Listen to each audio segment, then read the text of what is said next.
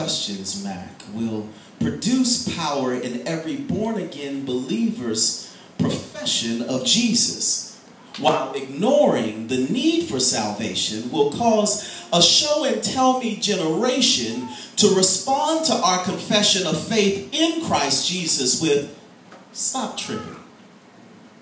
See, if you don't know why you need to be saved, then there's a good chance that whenever you go to manifest your salvation in your life to those who need to be saved, they are ultimately going to come to you with, "Man, stop tripping."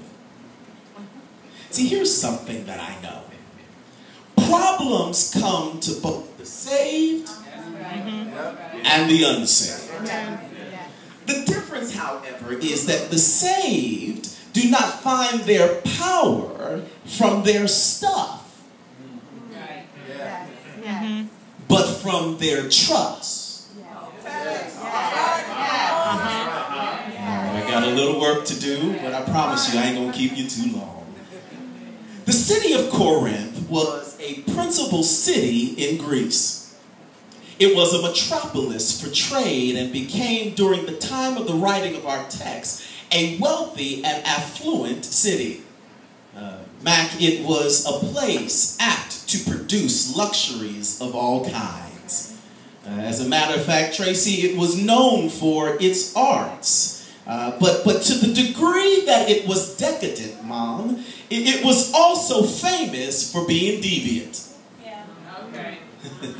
To the degree, Deb, that it had it going on, it also had a whole lot under the surface. To the degree that it could shine based off of what it could show you and what it could tell you, it had some secrets. Corinth, yeah, it was particularly known for fornication, in so much that a Corinthian woman was a proverbial phrase for a strumpet.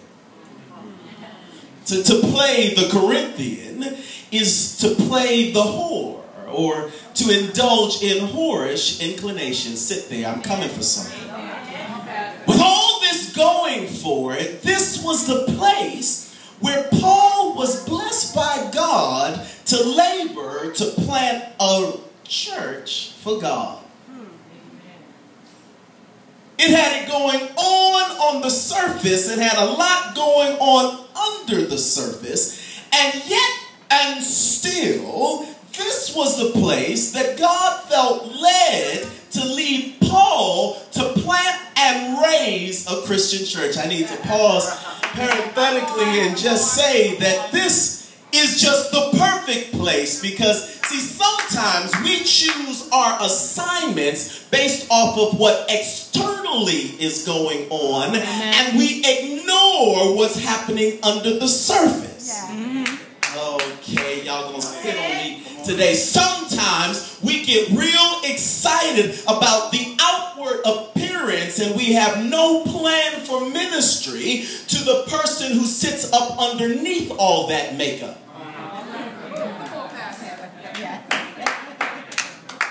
We create ministries and we preach sermons for the church face.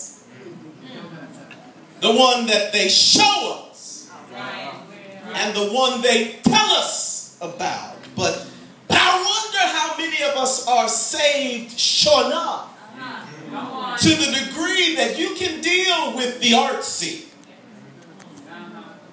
But when the rubber meets the road, can you handle the hell?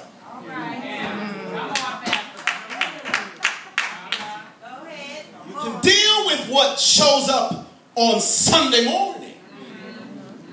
But can you handle what tripped in here from Saturday night? There ain't that much Axe spray to cover up all of where you just came from. Corinth, contrary to popular church opinion, was the perfect place for the gospel. For the good news of Jesus Christ can truly transform someone's life. But the power in the gospel rests in the purpose of salvation.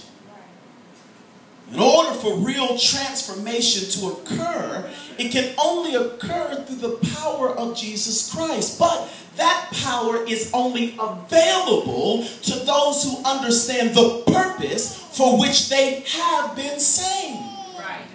If you don't understand the purpose for your salvation, then you'll simply take people at face value. And the moment that they show you what's up under their skirt, sit there, I'm coming for something today, you won't be able to handle it. Krista, I could have named this, you can't handle the truth.